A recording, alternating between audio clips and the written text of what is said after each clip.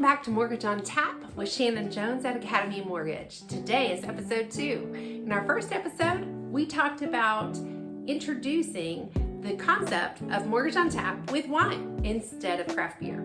So in this episode, this is more of a mortgage 101 and a wine 101. And I hope you enjoy and come along with me as we explore different loan types and different wine types.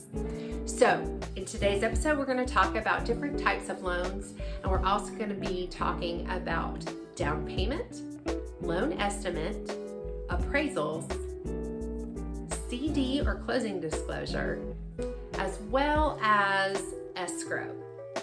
And then we're going to be talking about different types of wines. So let's start off with wine. I personally like a very deep dark red. Now, I didn't always like that. I really didn't even know anything about wine until I met my husband, and he was like, Shannon, there's more than just white Zinfandel on the market. So there's something called red Zinfandel. I went today and found a good deep red Zinfandel from California. And I like a red Zinfandel because it's not super sweet and it's bold. I also like red blends. I didn't get one today, but I do like a good deep red blend. Now, my grandmother liked sweet red or table wine. I don't like it. I thought it tastes more like a bad fruit juice. But some people absolutely love it, so it's going to be up to you to decide. I also like a good white wine. So today I found this one. It's imported from Italy, and it is a Pinot Grigio, and then something a little sweeter. Not that I don't like all sweet wines, but I do like a Riesling. A Riesling is typically a little sweeter, and this one is a sweet Riesling. So I did buy this one as well. With the holidays coming up, I do kind of like this with my turkey. So anyhow, so just like picking out a wine and knowing what you like, you have to decide what kind of mortgages that you would like. So there's different types of mortgages. You can do conventional financing. You can even do government type backed loans. So FHA, USDA, and if you're a veteran or active military, you can do a VA loan. So that leads me into down payment.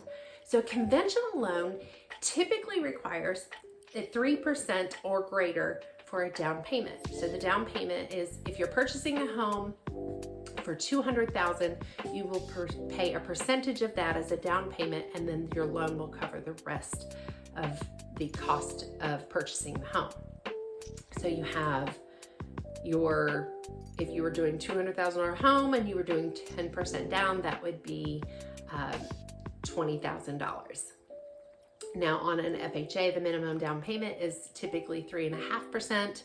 On USDA financing, you're looking at 100% financing without having a down payment, and then the same on the VA financing. So you don't necessarily have to do 100% financing through the VA. You can do down payment. And then you also have down payment assistance programs that typically are offered state by state. Most states have a down payment assistance program. They have their own sets of rules and regulations. So you'll need to talk to your loan officer if you think that one would work best for you. So let's talk a little bit about different areas and regions. You can get your wine from just about anywhere. So California has a good array of different types of wines. You can get them imported from Italy, you can get them from Germany, you can get them from France. So lots of different places to get your wine from, just like there's lots of different places to get your loan from. But you want to choose a place that has a great loan officer who's going to educate you and teach you to make sure that they're finding the right mortgage for you. Of course, Shannon Jones at Academy Mortgage would love the opportunity to work with you.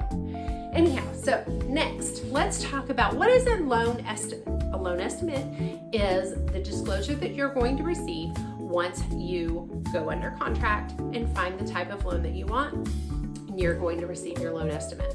That's going to have all your fees and costs associated with the loan and the terms and conditions of your loan, all in one convenient place. Your loan officer will go over that with you so that you understand the cost of getting a mortgage. Now, how about the appraisal.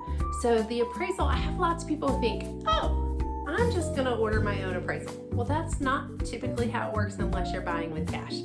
So if you're getting a mortgage, your loan officer is going to order the appraisal through an appraisal management company most of the time, and they have a panel of appraisers. They're going to randomly choose one appraiser who's going to go out. They're going to look at the house that you're purchasing, do an inspection, and look at comparable homes to get you a fair market value of that home.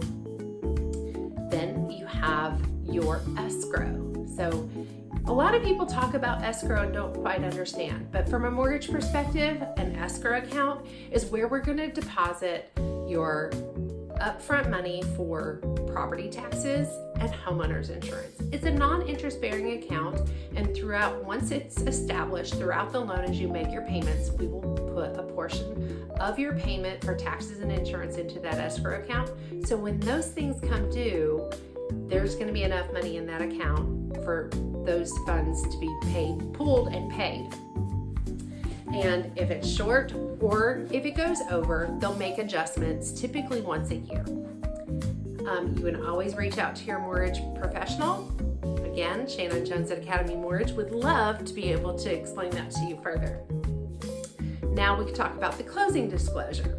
So the closing disclosure is the document that you get at closing. You will receive a copy of this at least 3 days before closing to review and make sure that everything looks very similar, if not exactly the same as it did on the loan estimate. There can be some changes, and then depending on what changes, you should have been made aware throughout the loan process, but as things go, the closing disclosure is going to have those final fees that were given to you in good faith on the loan estimate, and then you will see them at closing. So for today, I hope that you got a good, very basic understanding of mortgages, and you can see that a lot goes into choosing a wine and a lot goes into choosing a mortgage. So stay tuned for more episodes of Mortgage on Tap with Shannon Jones at Academy Mortgage to learn more about wine and mortgages. Until next time, have a sip, stay warm, and enjoy.